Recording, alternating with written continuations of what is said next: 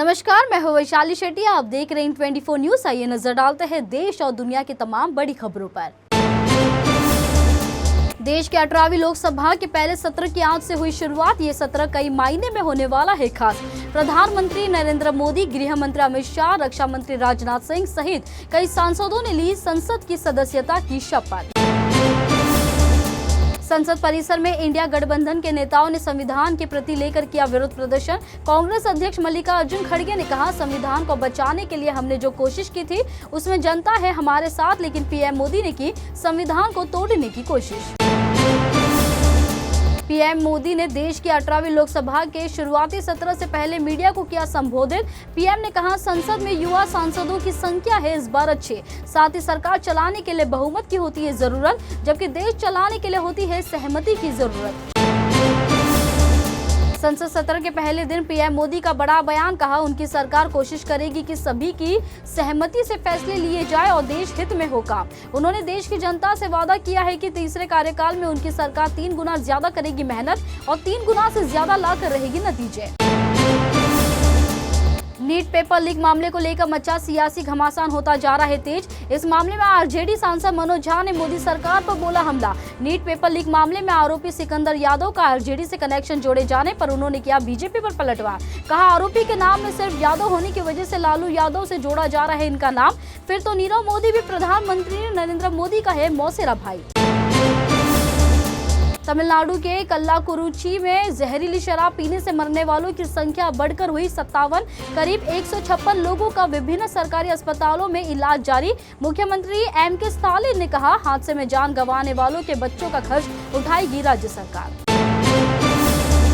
जम्मू कश्मीर के उरी में घुसपैठ विरोधी अभियान हो चुका है खत्म। घुसपैठ कर रहे एक आतंकी को सुरक्षा बलों ने किया ढेर। मौके से हथियार और अन्य सामग्री के साथ शव बरामद। घुसपैठ की कोशिशों में बढ़ोतरी की खुफिया जानकारी मिलने के बाद नियंत्रण रेखा पर हाई अलर्ट जारी।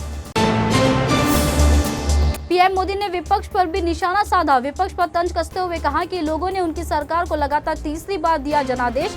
विपक्ष पर तंज कसते हुए पीएम ने कहा, जनता को उनसे नखरे, ड्रामा, नारेबाजी और व्यवधान नहीं, बल्कि संसद की गरिमा बनाए रखने की है उम्मीद। बॉम्बे हाईकोर्ट ने सड़कों और फुटपाथ को लेकर राज्य सरकार और बीएमसी को लगाई कड़ी फटकार। अदालत ने कहा, जब एक दिन के लिए प्रधानमंत्री और अन्य वीवीआईपी लोगों के लिए सड़कें और फुटपाथ कराए जा सकते हैं साफ, तो ऐसा आम लोगों के लिए क्यों नहीं किया जा सकता है रोजाना। नीट यूजी परीक्षा में अनियमितताओं के आरोपों की जांच के सिलसिले में दिल्ली से सीबीआई की एक टीम पटना में बिहार पुलिस की आर्थिक अपराध इकाई के कार्यालय पहुंची। दरअसल बिहार पुलिस के जरिए शुरू हुए नीट परीक्षा के पेपर लीक जांच को बिहार की आर्थिक अपराध इकाई के बाद अब केंद्रीय जांच ब्यूरो को सौंप दिया गया। सीबीआई सभी सबूत जब्त कर पुलिस और अपराध शाखा के जांच अधिकारी से करेगी पूछताछ। सुप्रीम कोर्ट ने दिल्ली के मुख्यमंत्री अरविंद केजरीवाल को तत्काल राहत देने से कर दिया है इनकार। केजरीवाल ने दिल्ली आबकारी नीति मामले में निचली अदालत से मिली जमानत पर रोक लगाने वाले दिल्ली हाई कोर्ट के आदेश के खिलाफ सुप्रीम कोर्ट में दायर की थी याचिका।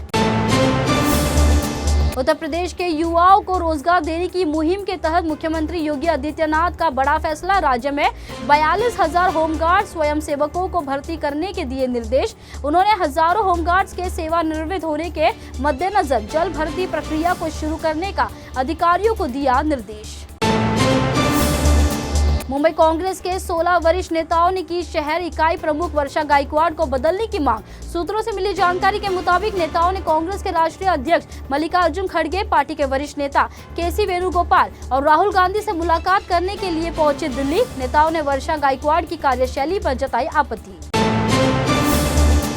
दिल्ली एनसीआर में मौसम हुआ मेहरबान। आसमान में छाए बादल, हवाओं ने पकड़ी रफ्तार। दिल्ली समेत पूरे एनसीआर में मौसम विभाग की ओर से बारिश का अलर्ट जारी।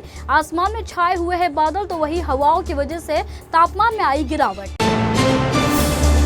दिल्ली मुंबई के बाद कर्नाटक के कलबुर्गी एयरपोर्ट को ईमेल के जरिए मिली बम से उड़ाने की धमकी के बाद मचा हड़कंप। धमकी मिलने के तुरंत बाद ही एयरपोर्ट में चलाया गया तलाशी अभियान। पुलिस को तलाशी अभियान के दौरान नहीं मिला कुछ भी संदेह। पूरी तरह से फर्जी निकली बम की धमकी। कांग्रेस सांसद राहुल गांधी ने एनडीए सरकार पर बोला जोरदार हमला। सोशल मीडिया एक्स पर एक पोस्ट में राहुल गांधी ने एनडीए सरकार के कार्यकाल के 15 दिनों में हुए हादसे, हमले और कथित घोटाले के साथ साथ गिनवाई तमाम कमियां। अमृतसर स्थित स्वर्ण मंदिर में योग करना फैशन डिजाइनर अर्चना मकवाना को पड़ा भारी, जान से मारने की मिल रही धमकियां, वडोदरा पुलिस ने बढ़ाई सुरक्षा। नीट एग्जाम पेपर लीक मामले में मचे बवाल के बाद अब शिक्षा मंत्रालय की शिकायत पर सीबीआई ने किया केस दर्ज। आईपीसी की धारा 420 धोखाधड़ी और 120 बी यानी साजिश करने के मामले में दर्ज हुए हैं एफआईआर। जम्मू कश्मीर में हालिया आतंकी घटनाओं को देखते हुए पुलिस आतंकवादियों की मदद करने वालों के खिलाफ कड़ी कार्रवाई करने की कर रही है तैयारी। जम्मू कश्मीर के डीजीपी आर स्वैन ने बताया कि ऐसे लोगों के खिलाफ एनिमी एजेंट्स एक्ट के तहत लिया जा सकता है एक्शन। हरियाणा के मुख्यमंत्री नायब सिंह सैनी अपने कैबिनेट मंत्रियों के साथ पहुंचे अयोध्या। उन्होंने कहा, आज हमारे मंत्रिमंडल के सभी मंत्री भगवान राम के दर्शन करने के लिए आए हैं अयोध्या। पूरे प्रदेश में खुशहाली हो और प्रदेश विकास में आगे बढ़े, ऐसी हमने की है भगवान से कामना। आज हमें भगवान राम का दर्शन करने का मिला है सौभाग्य। मुंबई समेत पूरे महाराष्ट्र में पहुंचा मानसून। ठाणे, मुंबई, पालघर के लिए अलर्ट किया जारी। 23 जून से 27 जून तक कई जिलों में होगी भारी बारिश। मौसम विभाग ने रायगढ़ और रत्नागिरी के लिए ऑरेंज अलर्ट किया जारी। महाराष्ट्र के बीड जिले में एटीएम मशीन को उखाड़ कर ले गए चोर। 60 किलोमीटर तक पुलिस द्वारा चोरों का पीछा करने पर एटीएम मशीन छोड़कर फरार हो गए थे चोर। पुलिस ने एटीएम मशीन से 24 लाख रुपए सुरक्षित किए बरामद। पुणे ड्रग्स मामले में मुख्यमंत्री और गृह मंत्री देवेंद्र फडणवीस ने सख्त कार्रवाई करने का दिया है निर्देश। इस मामले की मुख्यमंत्री और गृह मंत्री ने पुणे पुलिस कमिश्नर अमितेश कुमार से फोन पर ली जानकारी। मामले में दोषियों के खिलाफ सख्त कार्रवाई करने का दिया निर्देश।